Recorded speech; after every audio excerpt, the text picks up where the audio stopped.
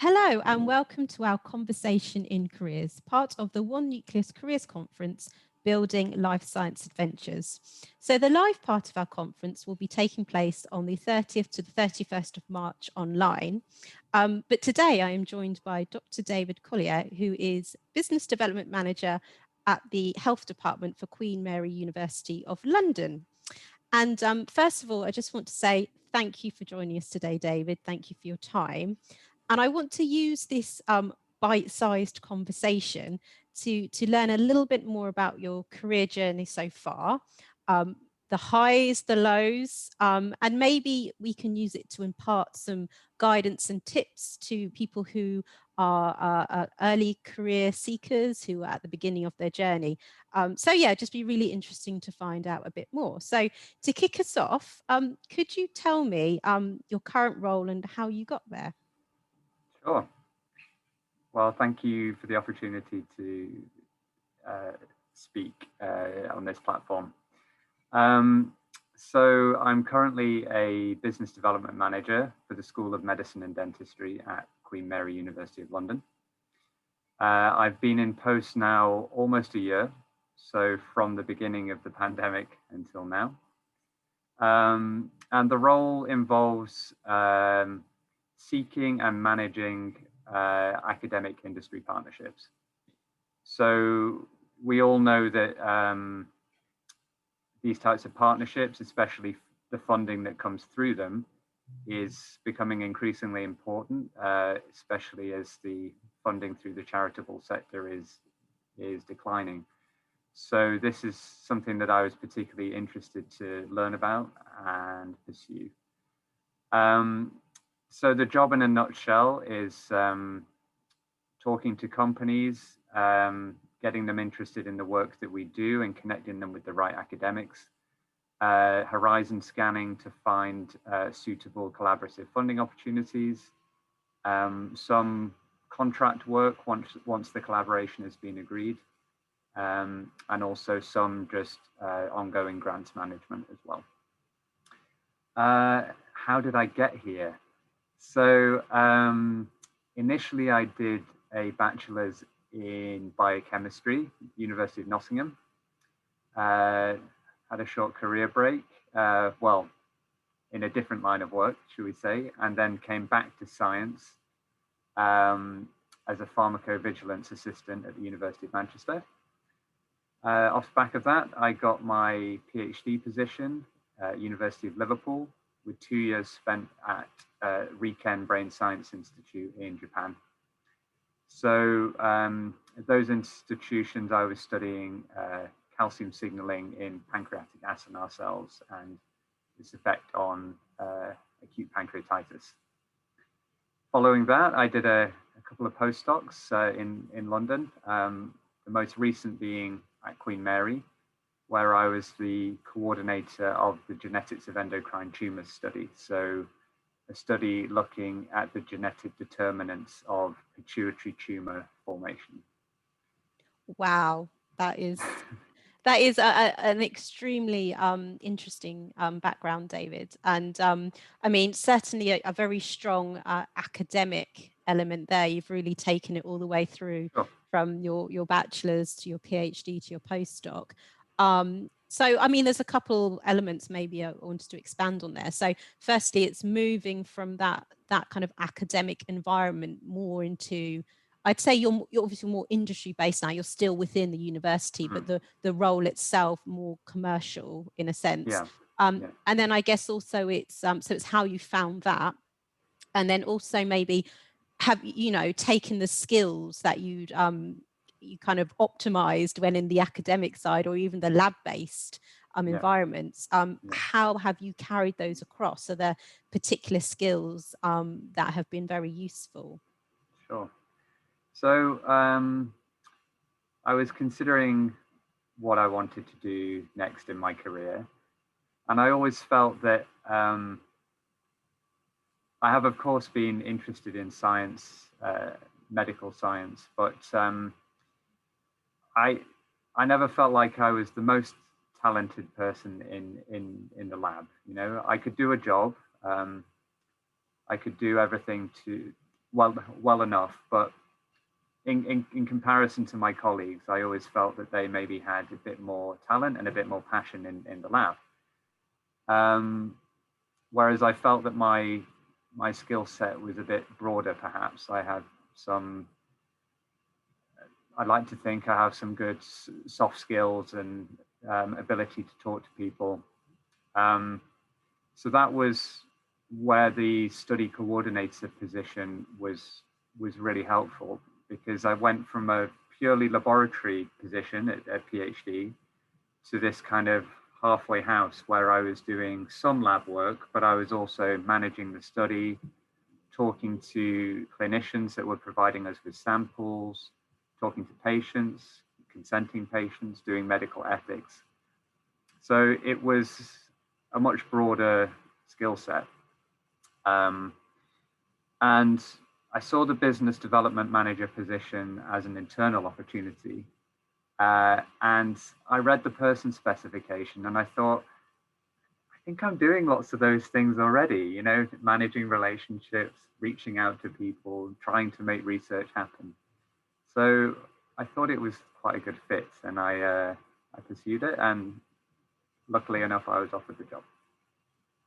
Great. So from what you're saying, you had a sort of a transition role. So it kind of was a blend of the two. So maybe going from pure benchtop work to kind of a split between the two. So more sort of I guess stakeholder management as well as doing the benchtop work as well, which exactly. Yes, and I can see exactly how that would be really exciting work. I mean, this is not about me, but my background, I've done lab-based roles, and I'm also doing business development now.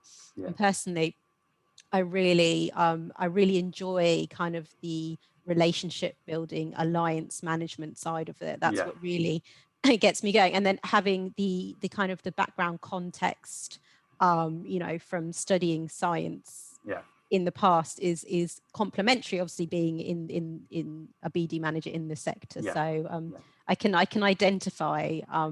It's but when you touched upon, you said sort of in the lab, you didn't feel like you were kind of the best. That kind of brings me to, which I'm sure is not true, but that kind of brings me to another topic, is kind of maybe if that links into maybe confidence slightly, and then looking towards mentors, so having people there, you know, who are guiding you, sort of saying, you know, this is good, this what you're doing, good work, and maybe highlighting the strengths you have to kind of guide you in the right direction. What influence have mentors had, would you say, on your journey, your career journey so far? I think a lot. I mean, broadly speaking, I've worked in several different universities and different types of roles now. Each one has its own particular way of doing things. Some are more mentoring than others. So I've certainly seen the benefits of having, I would say, a laboratory mentor is particularly important, especially when you're coming to a new area of science. It can be quite scary when you're in the lab. You don't know where anything is or how to do some of the protocols. So that's really useful. And also that the people that I've worked under, the supervisors, have been important as well. So casting my mind back to PhD, I had 3 supervisors really, primary and secondary supervisors in the UK, and then primary supervisor in Japan as well. And also a laboratory-based supervisor in Japan has just come to mind too. Each one had different personality. One was quite calm. Another one was a bit more intense, I would say. My supervisor in Japan, I've never seen anyone's eyes light up quite as much when he's talking about science, and that was really inspiring. And then my most recent postdoc position, my supervisor there was really, really supportive and is a very impressive person, and has a lot of drive and a lot of enthusiasm. So it certainly helps to get you motivated and to help you to want to come into work in the morning. That's really insightful. So from what I'm taking from that is that the role of the mentor is, like you say, towards the motivational side. So, you know, if you've got somebody who's capable, that's not the issue. It might just be that they need that, you know, kind of help in terms of seeing the opportunities and organizing their time and how they work, maybe. I think other aspects there. Both are important, but perhaps the structure that I've seen work the best is when the laboratory head, the PI, is more of the type that you described, kind of enthusiastic, wanting to collaborate and make research happen.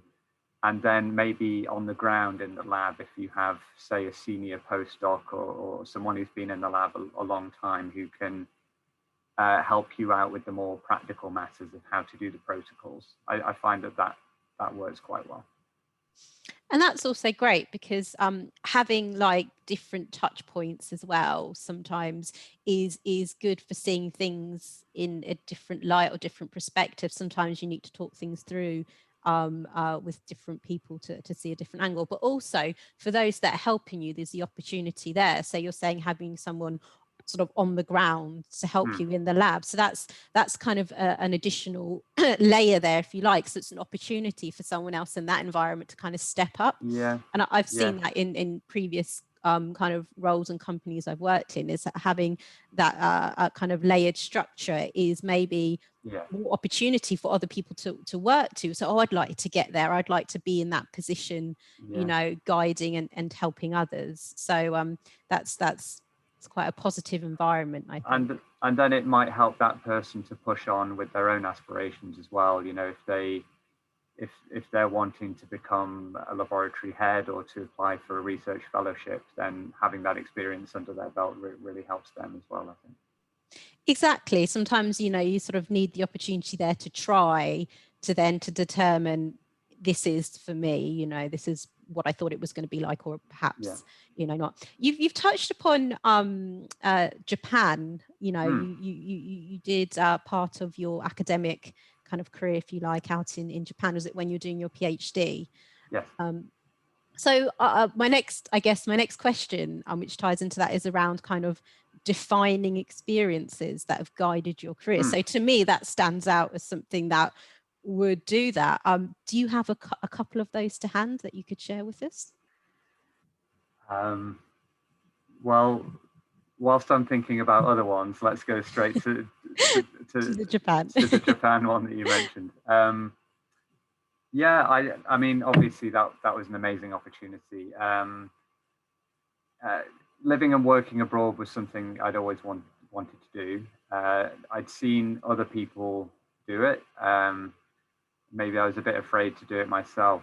So the good thing about this was, when I interviewed for the PhD position, I knew straight away it was 2 years in Liverpool, followed by 2 years in Japan. I was committing myself to something. And it was fantastic. It was a period of real growth for me, I think, both as a scientist and I'd say even more so personally. I really grew in confidence, learned to stand on my own 2 feet, troubleshoot my own problems. I mean, the case in point from a scientific perspective is I was working on pancreas, but I was working in a brain science institute. So there wasn't a whole lot of support available for people that were working in my system. So I needed to figure out a lot of the problems myself. And obviously, as well, it was really interesting culturally. I got to travel around Japan as well. So, and this is something, these links with Japan is something I've tried to maintain in the years since I've returned to the UK. So actually, I applied for a small amount of funding, which I got from the Sasakawa Foundation, which promotes collaborations between the UK and Japan. So I have a project in the pipeline with them, which I hope to do in the next year or so. That's interesting. And that sort of goes hand in hand with the roles I guess we're both doing currently. It's sort of like expanding your network, looking for those opportunities. And I mean, certainly what I've learned in my current role is that, you know, it's not always about potentially seeing the results straight away. It's just about fostering those relationships, building your network, and finding the right activity. You know, when that comes along, you know, that opportunity will be evident, but you know, you've got your network there, which you can, you know, tap into and refer back to, and likewise they can do it to you as well. Yeah, I definitely agree with that. I think I'd like to think one thing that I do quite well is maybe seeing some opportunities that other people don't, because it's really easy to think, you know, A plus B equals C, and to kind of look in that linear relationship. But sometimes you have to come at problems from different angles. Sometimes take a small leap of faith with no hope of no guarantee of a return. That's something that actually excites me. Sort of the risk-taking element there, or? Yeah, I mean, I'm not very risk-prone, but you know, a little bit every now and again, I think helps to spice up life. No, I agree. I think it's about learning as well. You know, they say the best way to grow and to expand your capabilities almost is to go outside your comfort zone, I guess. And yeah. I mean, I think you've highlighted a really important kind of opportunity in terms of working abroad. I mean, you could, like you've just pointed out and highlighted, gain so much from that. So it is one of those career defining experiences, which can maybe help to guide you. And I mean, in some ways, a life-defining experience as well. You know, the personal growth is as much as the professional growth, I would say. And now that you sort of, you know, you're settling into your current role, when it comes to sort of being more in the industry side of things, when you're looking, I mean, you're settled in your current role, but what is it about your employer which, you know, are there certain aspects of an employer that you look for? Because I think at the moment there's more kind of discussion and conversations around, you know, the purpose of your employer, or their kind of, I don't know, ethics almost. It's not just about the role per se. Are there certain things that you would look for in your employer? I'd say that there are. That hasn't really played much of a role in the decisions that I've taken thus far in my career, but it's I'd say that was more due to circumstance than anything else. So it would certainly be something that I looked at moving forward. So for the next opportunity, I mean, I'm thinking I don't have any experience of working in the private sector yet, for example. You know, that might be quite nice to do. And what type of employer would I want to work for? What size of employer? Yeah, I think maybe something a little bit smaller, a little bit more intimate, where there's kind of clear line of communication from across the whole company. Company that's maybe a bit creative. Certainly one that's ethical. I'm quite keen on sustainability. So I think these are things I would look for in my future position. Thank you for sharing that. I think certainly at the moment, yeah, there is sort of maybe more awareness of those sort of different aspects you've just highlighted among employers, and it must be really useful for them to hear firsthand from somebody who's kind of building their career exactly what those kind of aspects are. And you've highlighted creativity. And what that makes me think of straight away is kind of, well, I could be going off on a tangent, which is not unusual for me, but is thinking about that kind of convergence that the sector is experiencing between kind of the more kind of hardcore science side, like your chemistry and your biology, and that technology side.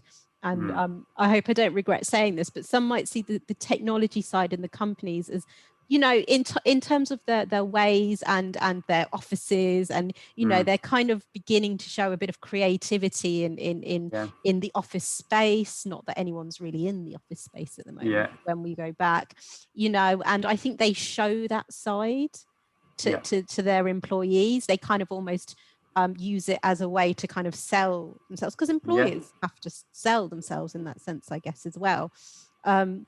So I kind of see the two kind of coming together a bit, maybe. And then also in terms of the company size, I think that's interesting too, because when you're in a small compared to a bigger company, the environments and how things work and the processes can be so different. So I guess experience of both of them is valuable. And I guess people might have a preference to well, I mean, time will tell, I guess, whether it's whether I enjoy working in an organization like that. But my feeling is that in a smaller organization, you get more responsibility a little bit sooner. So I think the opportunities for learning are potentially greater because you get thrown in at the deep end. Indeed, yes, indeed. I think that is the case. And now thinking more kind of broadly about the sector, so that's life sciences, healthcare. What do you feel the skills are that are essential to kind of people coming up in this space? So if you know, you're in your early career, you might still be in education. What sort of skills do you feel from your experiences have helped you to kind of propel yourself in the space? Is it just lab based, or is it other non-lab based skills that have helped you to grow? So certainly the non-lab based skills are crucial in my mind. I've always been a big advocate of volunteering, putting yourself into new situations, putting your name in the hat. So, I mean, outside of work, I've been a member of a research ethics committee, which I found really, really fascinating. So that allowed me to see from the other side what happens once you've submitted an ethics application. Because in the study coordinator position, I'd seen what it meant to submit that application, submit that amendment to the study protocol. But it's quite interesting to see it from the other side, the people that review it and the process that happens there. I think I'd just advocate for getting a broad appreciation of the industry, of the environment that you're in. That's certainly something that I've found since moving to the new role in business development. I have a much better idea of what happens in the university as a whole. So previously I was working in one center within one institute of the university. And it was a really fantastic environment to work in, but it did somewhat exist in its own bubble. And I've certainly appreciated seeing things from outside of the bubble and appreciating where all of the pieces of the jigsaw fit together. And I almost wish that I'd done a bit more of that when I was in the previous role. So yeah, that would be my advice to people. And it's never too early to start accumulating those experiences. So even if you're in the lab, you're doing your PhD, you're very academically focused, it never harms to have a broader appreciation of what's going on outside. I think that's brilliant advice, actually. I think sometimes it can be easy. So if you think, I love science, it's my passion. I'm going to go be in the lab. I'm going to do this, learn this technique, which is very exciting. Personally, I love discovery, which is what drives me which drove me into this sector. But I've actually realized since not being in a lab that you can gain, or you can discover things in other ways that aren't necessarily lab based. So it's I got in touch with what really drove me, with what my passions were. And you've highlighted as well, it's about the bigger picture, of the organization, of the purpose of what they're doing, what they're trying to achieve. And that can actually almost help you to feel more part of it as well. So I think it's good for the employer and the employee, because the employer has got maybe even more of a dedicated, committed employee, because they feel part of it. So I think that's super advice. So certainly for me, one thing that excites me about this role is seeing possibilities. I love seeing, that academic would be perfect for that opportunity with that company, and trying to make those connections. So I think if you have a broader appreciation of the environment in which you're working, you begin to see some of those connections for yourself, and there are some fantastic opportunities to be exploited that way. Excellent indeed. And then that's all part of you, you're being satisfied in a way, isn't it, when you're doing doing your job and it's pushing you forward. Yeah.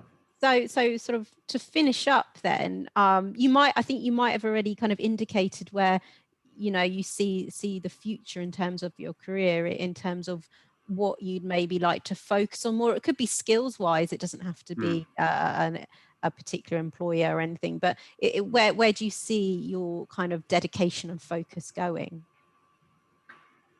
So I think I mentioned the private sector, perhaps working in a company that's not too big.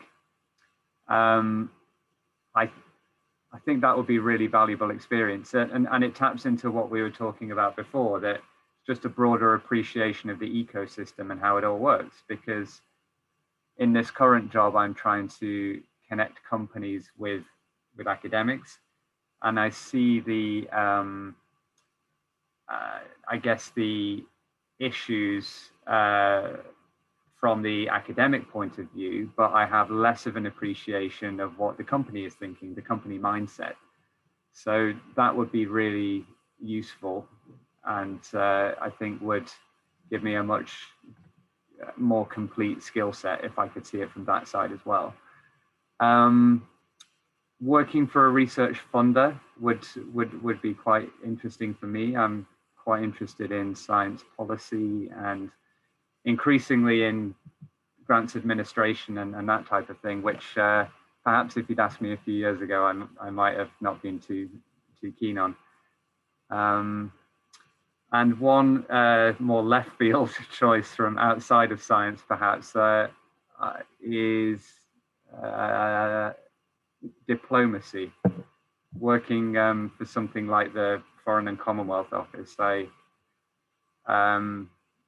think as a business development manager, you need to be the person in the middle. You need to facilitate those conversations. Sometimes you need to cool the temperature if things are getting out of hand. So I think those things lend themselves quite well to that diplomatic career path. So that's something I've got in the back of my mind, at least. All sounds very exciting, David.